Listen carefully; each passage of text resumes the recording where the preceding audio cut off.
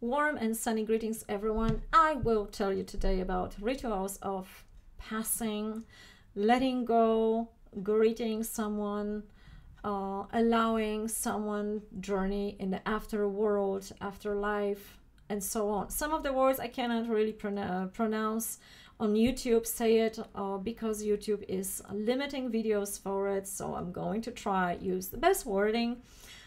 Considering my English language too. So I will tell you about how to help someone who just passed to another dimension. And some of you, whether you believe it, whatever culture you are born or your dear one, it doesn't really matter. There are some specific things you can do.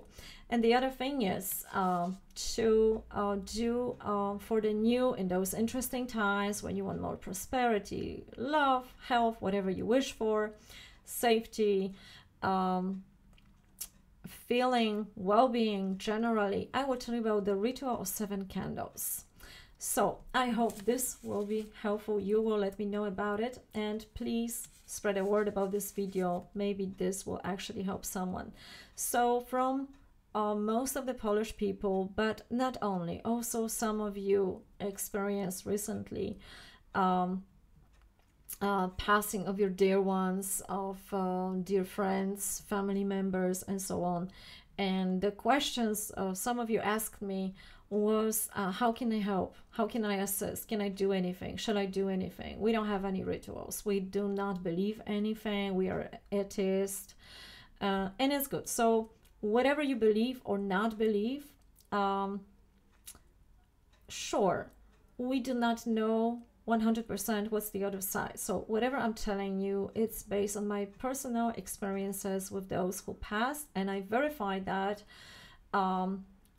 in my peculiar way. So if I was helping someone, a family member, and I didn't see that person, I was telling how this person looked like when it was young, because I apparently had that vision, and the man confirmed me that. So there are ways to verify somewhat your experiences, what you are doing.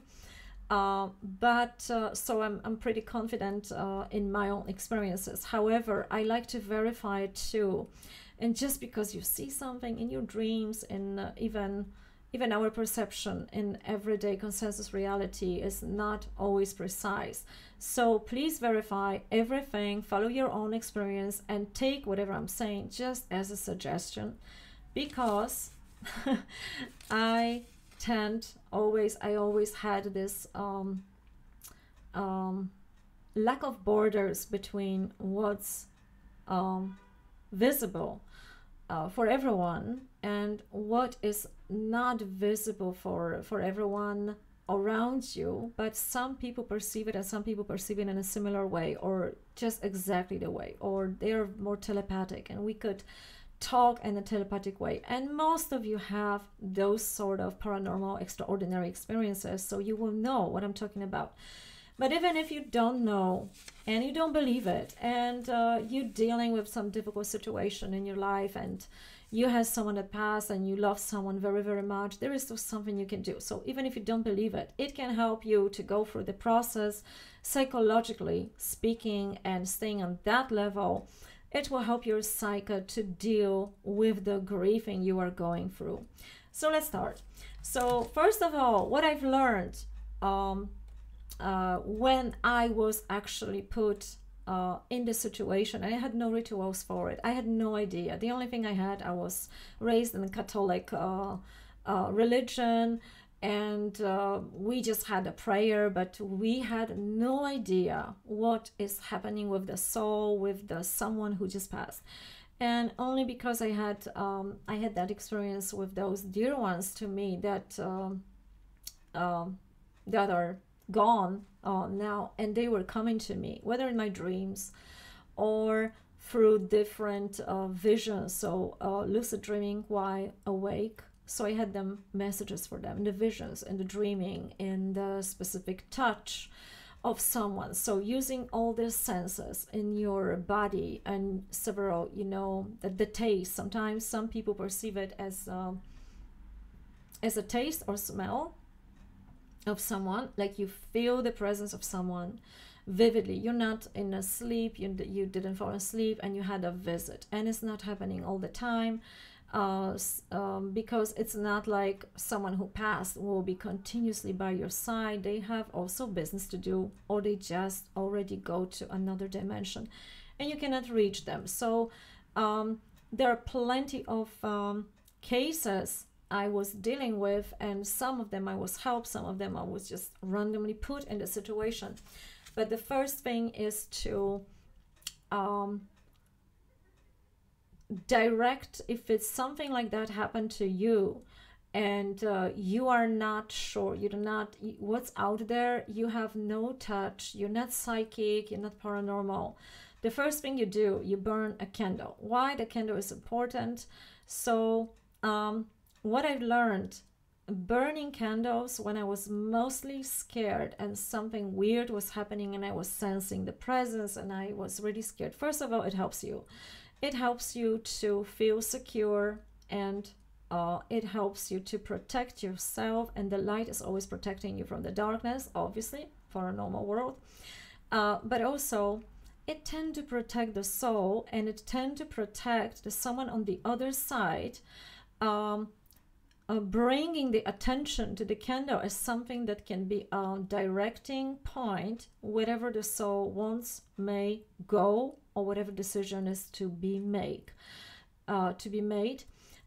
So the candle has this profound qualities of protection, giving you some energy for you and for the person on the other side. So it energizes, so the communication could be possible, or the soul gets energy so can better navigate in the world, in the astral world first, because first it is just in this world, it's just invisible to you, but you can sense it, you can feel it through different other senses, not by your eyes but the other eye. And so that's the function of the candle, and you burn it daily, and you burn it and you put the intention that it burns for that particular person to help it out through the journey, whatever is out there. You don't know it, you do not have experience, I get it. You just send a positive intention. It helps you also to deal with the grief. Another thing, some of you have an obvious connection, communication, strong, and you can talk directly with the ghost, or you have vivid dreams and so on. But some of you do not have that. And if you go to different cultures, there are different procedures, rituals of directing the soul, and they are very, you know, like very, how to say that, with dignity, with they tend to evoke a lot of dignity, power, they sound extraordinary, but they can be pretty empty. What I've learned, the more direct and normal, like to really, like this, someone is just in front of you, you imagine that someone, and you directly, normally talk, like by you sitting by the table, and you ask the question, you wait for the answer, you see what impressions are coming to your mind. That's the best way. So directly, instantly, the someone on the other side that is maybe in shock because maybe didn't believe anything, and suddenly, oops, has no body but cannot communicate, and it's an astral world, and it feels different, and for some, as they told me, it feels like a little bit like a plasma or something, like, you know, something weird. So they can be angry, they can be in shock, they can be in sorrow, they have, or they just happy because they don't suffer anymore. So there is all, you know, rainbow of emotions from the other side that you may encounter. The more they are not aware, never thought about it, what's on the other side, the more shocked they could be on that side. Especially if someone passed an accident, sudden accident, just like my cousin. He was totally not aware. It was really, really hard for the first months. And finally, when I got the communication and the dreams were progressing, it was lighter and lighter. But first of all, there were like a deep darkness, and it took a lot of prayers, rituals, to help and communicate, to help it out. So I hope whatever I'm saying, I'm not freaking you out. Stay with me. So one more time, the candle and direct communication. If you have an accident or ghost, of course, and you don't wish that present, you can say it to go to the light, or you can, ward it off and so on. That's okay. But if it's a family member, someone to communicate, those dignified procedures, they don't really work because there is not really communication. So imagine you are out there, you are lost, you see something for the first time, you are in a different world, and there is no Wi-Fi, no cell phone, you cannot communicate with your dear ones, and you just want to let them know that you are actually alive, you don't have pain anymore, you don't suffer, everything is cool, it's just this unknown territory. So you may experience all those emotions, and you may be pretty lost. And if suddenly someone from here talks to you directly, hey, I know you there, I'm sorry, I'm not so skilled with it yet, I cannot talk to you directly, but maybe we can try this out, maybe try, how is it going there, give me a sign. And you give those, you settle those signs, like, there are plenty of methods. And for the one, actually, it was Amy Mindo who developed the whole process work of working with people in coma when it was impossible to communicate, and some of them never woke up, so it's very hard to determine by the family member what to do. So there are different procedures that you can actually talk and schedule with someone on the other side, how they could give you a sign from there. But be very, very careful here, because there are also in the astral plane around, there are other entities, other things that can pretend. So make sure that this is something that only you and that person knows, if you want to do that. If not, it's enough to say directly. And remember one thing, nothing toxic will approach you if you emanate love and thankfulness toward these people who passed. So that's your protection. Also, the candles are your another protection. But just to warn you, if someone passed a long time ago and it's not here anymore, it takes usually 1 year for the soul to deal with earthly tasks, and then they go to another world. And if you try to use a Ouija board, I do not recommend that, because you can actually call up the spirits that never left. They are coming from different dimensions and they are just feeding on your energy. So never do that. Never call a spirit that already passed, because someone else will come. Someone else will jump to that place, especially if it's already long time. But if it's the beginning of the passing, you are very likely to direct your message. And if it's possible, do not force it. If it's possible, you will hear a certain signs from the other side. And then you will also hear and find out how best to assist the person on the other side. So whether it's a candle, whether it's a ritual, whatever religion or culture this person is coming from, do those. That usually gives enough energy for the soul to maintain, to go and make a right decision where it wants to go. It's it's such a wild, it's such a big topic, because I actually could tell you that for hours. But in the moment of ceremony, usually a past generation ancestors are coming to that ceremony. Not only the alive ones are coming, but also from the other side, and they are usually very helpful in helping out on the other side. So in the normal circumstances, everything goes well. In not normal circumstances, of course, we have poltergeists and all other things that stay for centuries. But if you do the basic cultural ceremonies, rituals, that usually should go quite well. So I hope this is helpful. I'm going to tell you now about a ritual of 7 candles, because I hope I will be able to release that before New Year Eve. And you can do that actually anytime. And this ritual comes from my astrologist, who is not here with us anymore. She's on the other side. And she gave me this one a long time ago. And usually she was doing it on Fridays. But any big celebration, anything like a New Year's, like a birthday time, also, you can do it. So basically what you do, you think of your wishes first and you write them on the paper and you cut them, every little paper. So basically you take like a little piece of paper and you write 7 wishes. Make sure you write your wishes right, because they tend to come true.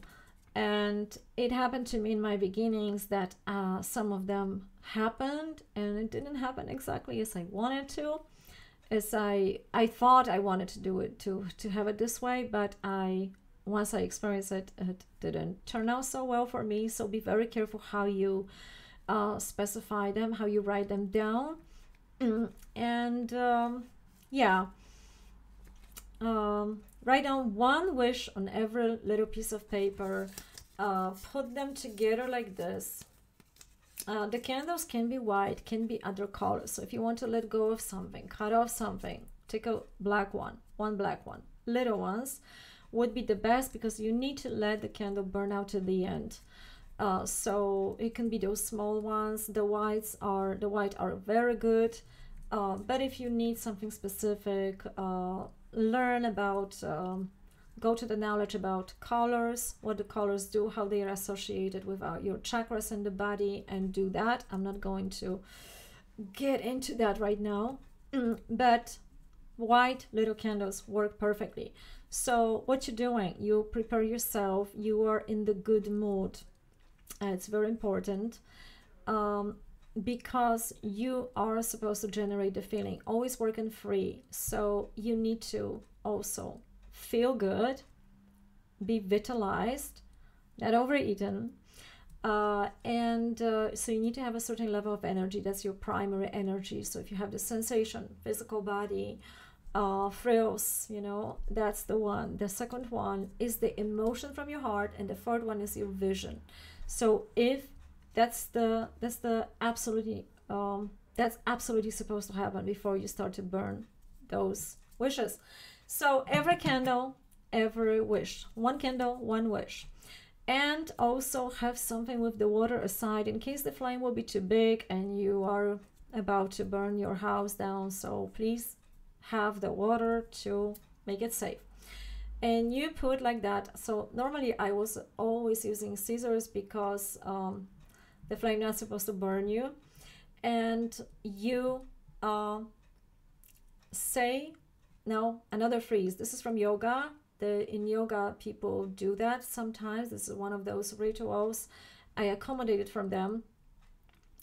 So you speak it out loud 1 time, then you whisper it, and then you say it mentally. But the whole trick is to feel it, have a clear intention with saying thank you already for it, and feel how it would look like when you already have it. The more senses you have it, you can feel it, the better. Because if you know what you're going to hear when it's happening, if you know how you're going to feel when it's happening, if you know what you're going to see when it's happening, if you know what taste, what is the air, where are you, what's your environment, that's the better. The more senses, the better. And generating that thankfulness for it is the best. You trick your mind.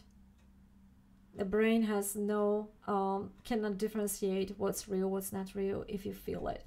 So then you burn the candle thinking of that. So it takes you just several seconds, and be careful, because sometimes these flames are really, really big.